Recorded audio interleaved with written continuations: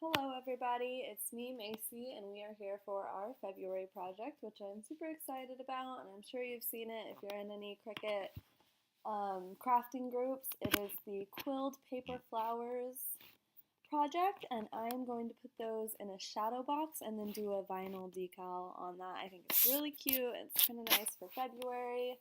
Starting to get me excited for spring, and it's super fun and different than what most of us normally do with our machines. So I think it's really cool and a nice change of pace. So all I've done so far is click new project, and I named my project. This project is so easy, especially when it comes to the design space portion. So the next thing you're going to do is go to images, just leave your canvas blank, click on that, and then we're going to go to cartridges.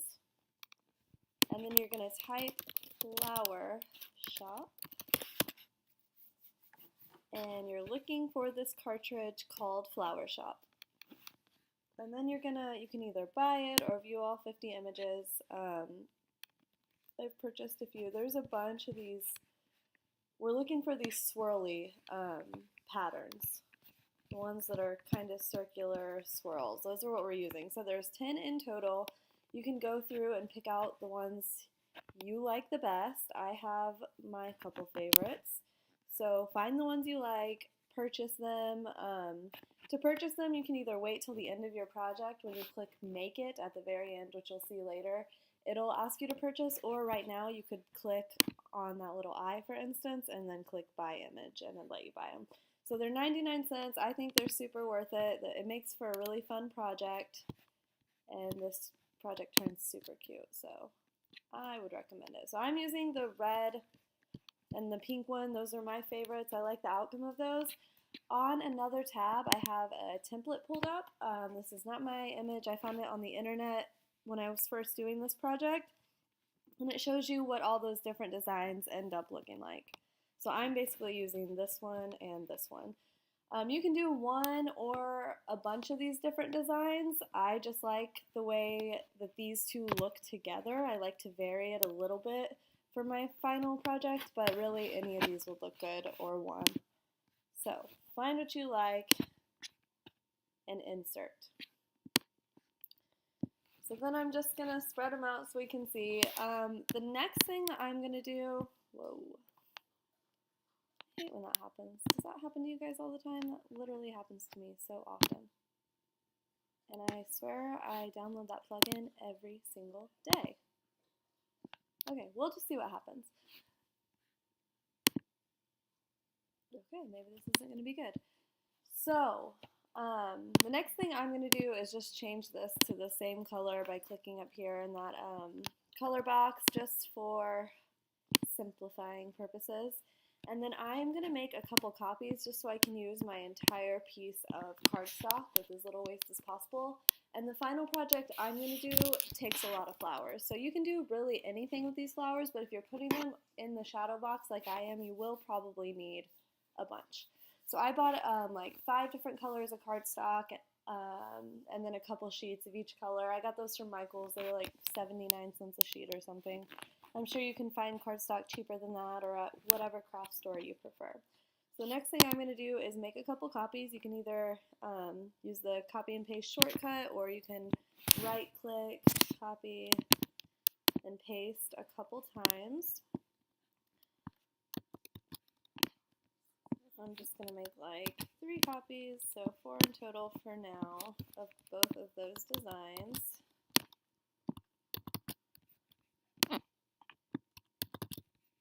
And then I am going to make, let's see how much room we have. Okay, so it looks like,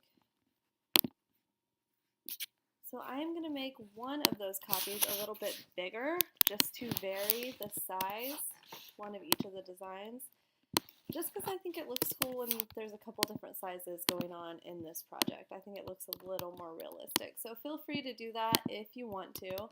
I went through that kind of fast. So if you're varying the size, you just, of course, come up here to width. I just change it to 4. The natural size is, 3.368.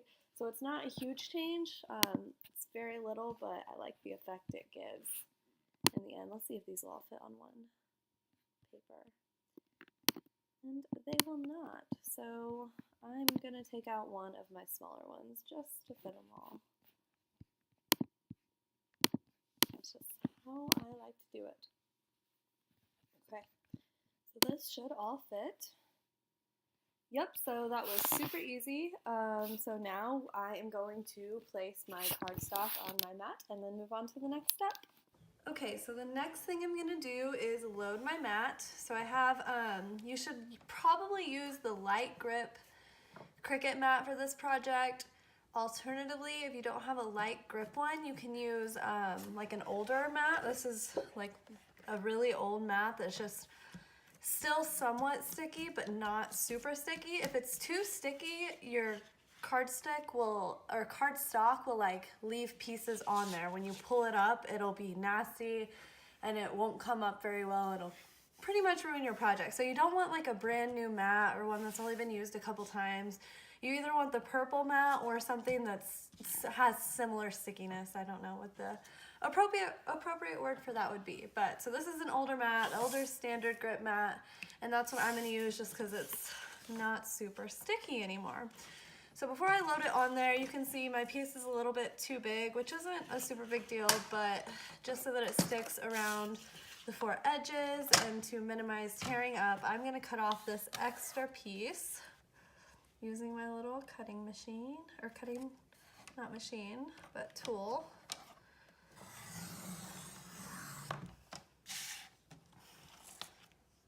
And then of course, I am just going to place this on the mat. And mine is textured on one side and not on the other. I'm not sure it really matters, but I'm just gonna put the textured side face up and then smooth it down. Just so that, because it's not a super sticky mat, I want it to stick as much as it will on this mat. Oops. Okay, so now our mat is loaded and we are ready to put it in the machine. Okay, and this is the screen we left off on. I apologize for the quality of this part. I'm still not really sure what the best way to record. Going back and forth between the computer and the machine is, so I'm just doing it off my phone. But so we left off on this screen. The next thing we're gonna do is click continue, and it is going to find my device, hopefully rather quickly, we'll see. And then while that's looking, I have the mat that we just loaded. I've kind of pushed it into the rollers as far as it'll go before it sucks it back. And then it's gonna tell us to set the material, which I already did. You wanna turn it to, mine's a pretty heavy cardstock, so I'm gonna turn it all the way to like the normal cardstock. So yep, it's asking that I set the device, and you can see if I spin it here, it changes it. So I'm going to the regular cardstock setting, and then it's telling us to load the tools and mat. Like I said, I pushed my mat up as far as it would go, and now it's telling us to press the button. So we'll press it, it'll suck my mat back up there, and then the computer tells us we're ready, and our machine tells us we're ready. So we're gonna press that flashing Cricut button, and it is going to begin cutting. Okay, so again, we know we're done because our computer will tell us, as will our machine. I am going to press the flashing load unload button, and it is going to release my mat and cardstock. And then again, just for completion, like last time, I like to click finish. You don't really have to though. Got it. Okay, so now is time for the fun part. Okay, so you can see I have my mat here, and I don't know if you can tell, if you can see the flower cutouts. Yep, you can kind of see that. So next is, I guess we would call it weeding. I'm not even using a weeding tool. These things generally come off pretty easy, so I'm just gonna see if I can pop it off. Of course, now that I say that and I'm recording, it's gonna give me trouble. So I am just kind of delicately pulling it up. If you want to use your weeding tool to get it started, that's probably recommended. And you're pulling it up like this, just in one piece.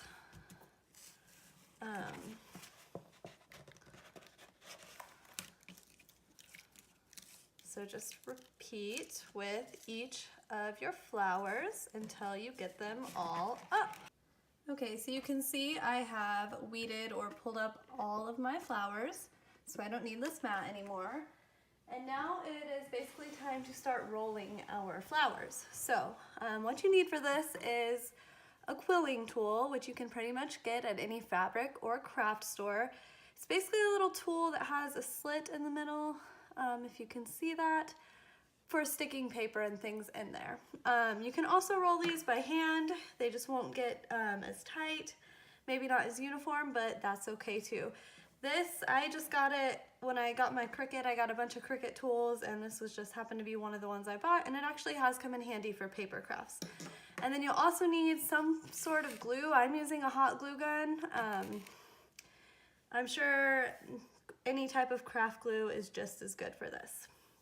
So to begin, you're going to take one of your flowers in the spiral form like this, and we're going to start on that outside edge. So I'm going to stick it through the little slit in my quilling tool, and I'm holding it like so, just in the middle, and then you really just start to roll, like just as you would think. You just start rolling in, and you want to keep your fingers there and guide the cardstock to make sure that you're rolling all at the same, like on the same, I don't even know what you'd call that, layer. Like all of it needs to stay together. So you just continue to roll. And I am not doing it as tight as I can. I'm not doing it super loose either. Oops. I am just kind of doing it right now. That's the best way I can put it. And then I'm gonna loosen it out here in a bit. So kind of play with this. I recommend like practicing on one of your flowers first and seeing what look you like the best, what method works best for you.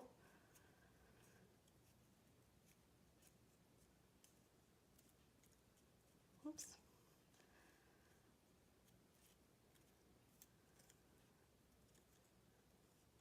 So I'm using my fingers to make sure that they don't go too deep.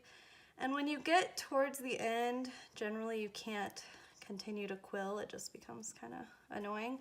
So I'm going to take it off and roll the end on my own. And you're leaving this little circular piece out. That's going to be where you apply your glue. So I rolled up my flower fairly tight, you can see, and now I'm going to unravel it just a little bit, letting it naturally unravel. Okay, so I'm happy with about that size. And then I'm going to apply glue to that circle part with my hot glue gun, which is probably not recommended since we have to pinch these.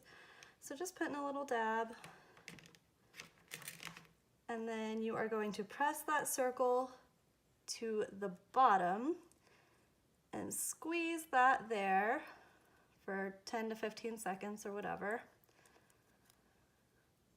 So I'm just holding that, getting those little strings off.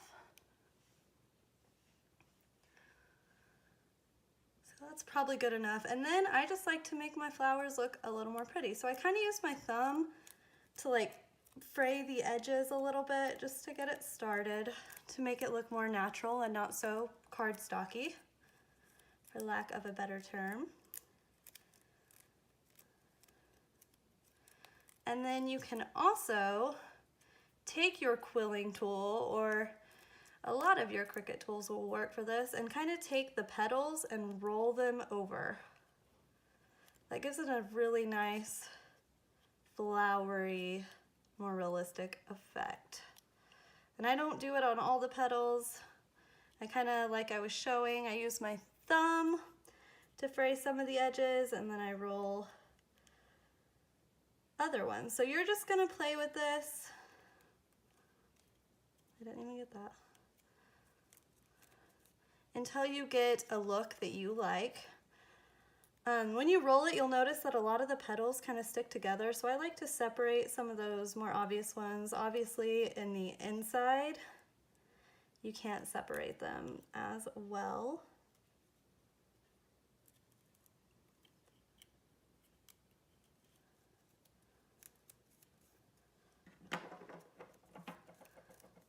Okay, so I am happy with the look of that flower.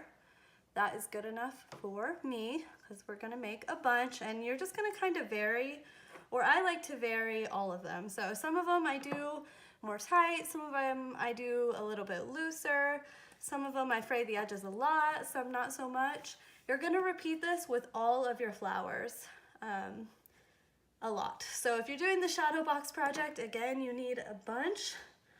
I would say the first time I did this, I think I used 10 sheets of cardstock total. So that is, I mean, that's a good amount of flowers, a healthy amount. So just keep going, keep rolling until you get what looks like it would fit on your size of shadow box. So I made those flowers that we were just looking at, and then I cut the exact same thing out on another red sheet of cardstock. So this is 2 pieces of cardstock worth of flowers, and you can see some of them look great, some of them not that great, but I just played around with them. I wanted them to look a little bit different. I did some different effects on each of them like I was showing you guys, and I'm happy with that. I'm going to now repeat that process on a couple of different colors, doing the exact same thing we did, just changing my color of cardstock, but making the exact same cut and then the same steps on the same flowers to give me a bunch more. So I'm gonna do a couple more pinks and reds and then continue. Okay, so once you are done twirling your million flowers, you are going to optionally, if you're doing the shadow box, the background of my shadow box is like a white creamy color, and I want to do like a dark red background. That way it just looks like there's as little white space as possible. So I am going to hide all these flowers. I'm just scrolling up here to those little eyeballs and hiding them from my screen so that they will not cut on this next part. And then I'm going to scroll over here to shapes and click square. My shadow box is a 9" by 9" square shadow box, so I'm going to come up here and change it to 9 by 9. You can see I just left it locked because it is a perfect square. If you have a rectangle, you'd want to click that unlock button and then do like 11 by 9 or whatever your size is. So I'm going to go back to 9 by 9 now. And just for kicks and giggles, I will change this to red, like the rest of our project. And I am basically going to put that, like I said, in the background. This is going to be what I glue all my flowers to instead of just directly to the shadow box. So go ahead and click make it. I'm going to sort the knots. We're going to continue. And then, of course, it finds everything it needs to, and then we go from there. So of course now we know it's time to load our machine. The button is flashing. I'm going to go ahead and, well, let me tuck this in a little more. Go ahead and press that. It's going to pull our knot back. I just pretty much just put a whole sheet of cardstock on there. Just made it really easy. Computer's telling us to go, machine's telling us to go. I'm going to go ahead and click our cut. And it is going to start cutting. Should be a really fast cut because it is just a very large square. Yep, pretty quick. And as always, when it is done cutting, go ahead and unload your mat. Come over here, click finish. And we'll go on to the next step. So the next thing we are going to do is, of course, weed our image, or our square, which I'm really just going to pull off because it is a square and it's super easy. I was just playing around, set my flowers out, but I'm going to take those off right now. Actually, my shadow box comes apart really nicely, so I am going to set this down because if I glue my flowers just on here, the edges will crush some of the flowers. So what I'm actually going to do is trace a square inside of here so I know how thick this is and where to actually attach my flowers.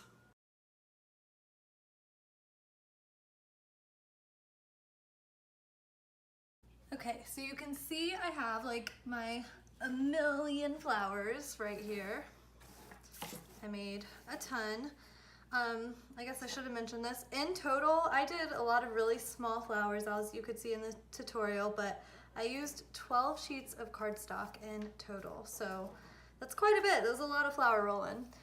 But this is the fun part, especially if you are just inherently creative, and that's deciding how to place your flowers. Now, if you used big flowers or, you know, do your own design with this, if you want to do like a row of red, a row of pink, a row of white, yellow, whatever. Do whatever you want here. This is where you can like really shine on your own. I, for this one, kind of just want it to look super random. I want them to just be randomly placed throughout. So to do that, to make sure I get a random look, I kind of just pick up a handful, set them down, and then just turn them over like that. Didn't learn that in statistics class, but I think that is just an easy way to get kind of a random look. And then as I go, if I see too much white together, you know, I spread it out, just kind of putting everything on there. I don't like all those pinks together. And then I kind of work like that when I'm trying to be random. I have done this project before where I made like an ombre effect using these same colors. I did like the darker red to the lighter red to this salmon color to that darker pink to the lighter pink to the white, which I also loved the outcome of that. So that's another idea if you want to do it that way. Whatever you do, just make it you, make it yours, make it super unique, because this is your project.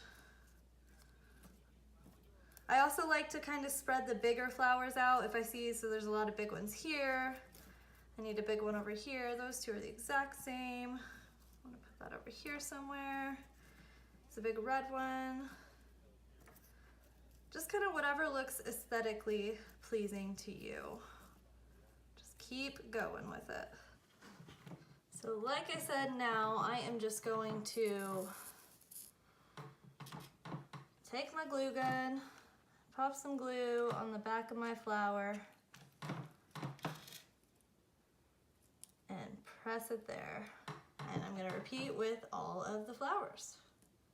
Now we are to the super fun part, because our flowers are all glued on our background, or you just glued them on to here. I am going to place this on here, and my shadow box came with these nice little pins. So you can either glue your background to your shadow box. If you're like me, the thought of something permanent actually terrifies you. So I'm going to take these pins, stick it through the paper, try to hide them behind one of my flowers. Good enough.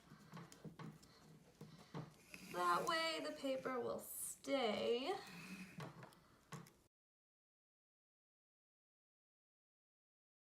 So once you get your pins in there, you can place the frame. You're probably going to smush some of your flowers, so just figure out the best way to get those petals to where they're not completely crushed. Oops, okay, I think that is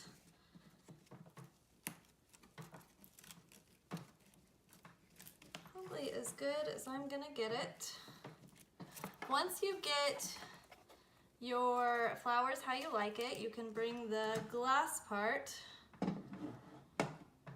and then flip it over, because it really doesn't matter which way you put this on here, but go ahead. My things are in the way a little bit.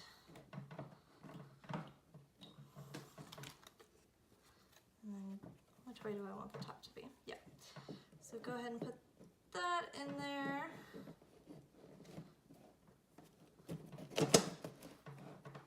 And then you can close those just like you would a normal frame. And then you have this beautiful floral shadow box. Now, the next thing I want to do is add a sort of vinyl decal to my shadow box. This part's super easy. You can add anything you want here. I think there's so many things that look cute, like a name I think looks really cute. I've seen a lot of people do like their baby girl's name in a nursery. I don't have any children, otherwise I would totally do that. A monogram would also look really cool here, and there's a lot of really free good resources where you can get a monogram to put on there that will be in the SVG format. I have created 2 files, just kind of generic, cute little quotes that are kind of floral to go on there. So I'm going to show you using one of those how we would create this decal. So I am leaving our 9x9 square up because that is my template, so I know how big I want my decal to be because that is almost the space we are working with.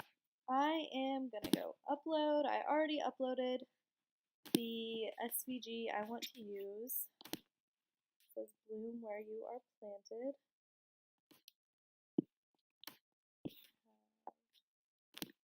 Obviously made it where you can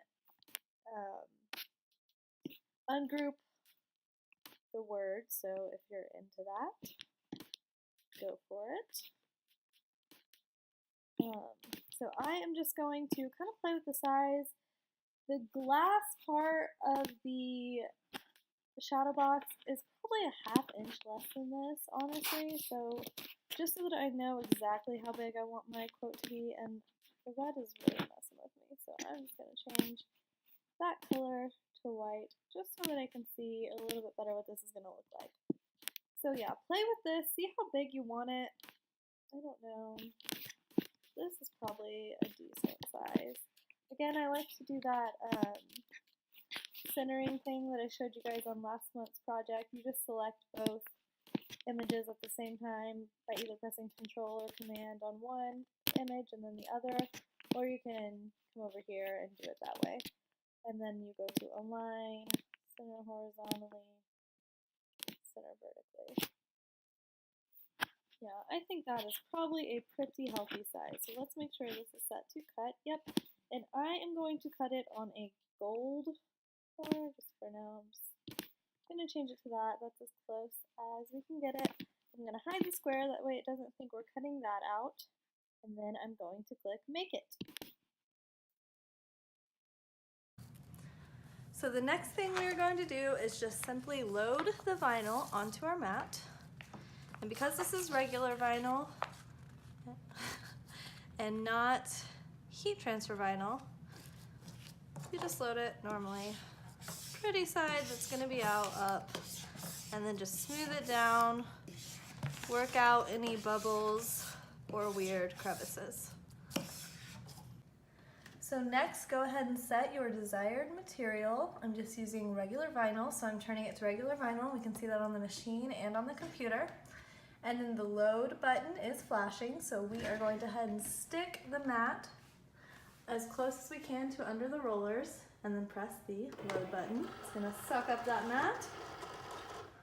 And then of course the computer and machine indicate that we are ready to cut, so I'm going to come over here and press the flashing Cricut button. And the machine's going to begin cutting. So both our computer and our machine indicate that it is done and time to unload. So you're going to go ahead and press the flashing unload button. So the next thing to do is to weed our vinyl image. So you're going to start in the corner, pull up a little. So you're going to pull off the excess on the outside. Do this carefully so that you don't lose any of your design, and it's not quite as flexible as heat transfer vinyl, so it requires a little bit more hard work. Top part's easy, it's those bottom letters that are going to be a little difficult just because they are so tiny.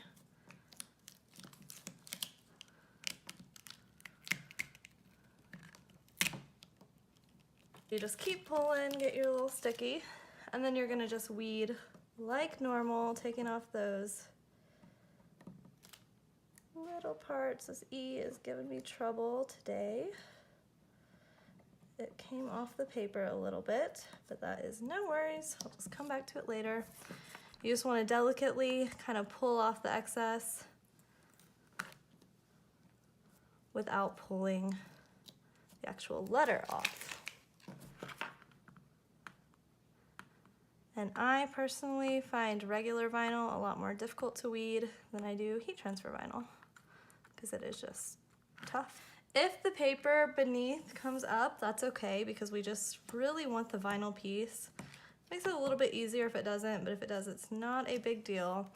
I just switched blades on my Cricut, so mine is super sharp and literally cut everything in sight. So the cuts are super deep, but that's okay. Still gonna make it work.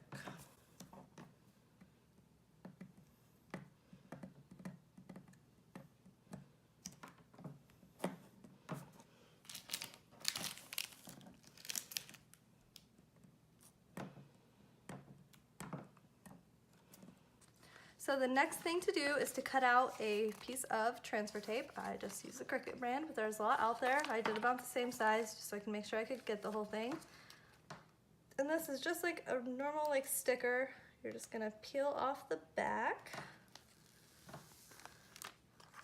and hold it kind of flat, and then you're gonna place it on top of your design, working from the middle out, and then rub it down real good. I use my scraper. That way it adheres to your actual design really well, because what we're gonna do is pull this off, and we want it to pull all the gold pieces off with it. So you're just gonna continue pulling off, and I'm having so much trouble because I use, like I said, my brand new blade, but that is okay. I'm not gonna let it ruin my project. Sometimes it's peeling up that white backing with it just because it did cut so deeply. So after I get this image transferred, I'm just gonna go off and, or go around and peel all those white pieces off very carefully so that the vinyl doesn't come up with it. And as you can see, it's cut so deeply that it's hard for the transfer tape to grab it, but we can easily make that work. So once you get your image transferred and all that white backing off, if you needed to pull any off like I did because of how sharp my blade was, you're gonna apply the image on here. But you basically only get one shot at this because it would be really hard to remove that vinyl and redo it. So you want to be super careful and try to get kind of as centered as you can, as straight as you can. So I'm going off the bottom where you are planted because I know that's completely straight. So I'm going to go ahead and press that down.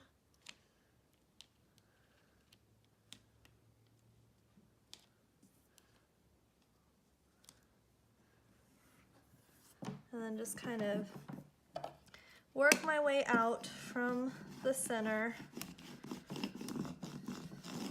And once you feel like you're ready, you just pull off that piece of transfer tape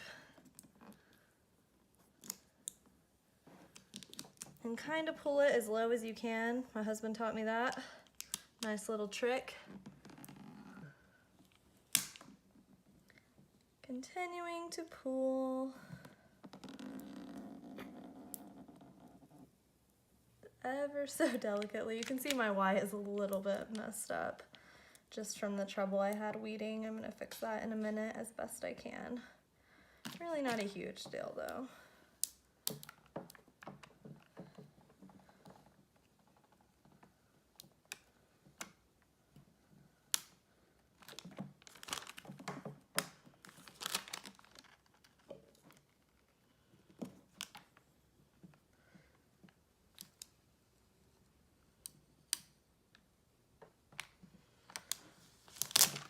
So I got that off. So if you have any air bubbles like I did, you kind of just want to work those out as best you can with your scraper. You could also lift up the letters to move them. Obviously I had a lot of trouble, so that I was totally expecting, so my project does not look great, but I'm sure yours will all look super wonderful. maybe not have the troubles I've had. I'm having my husband work some of those bubbles out for me. And that is basically the last step.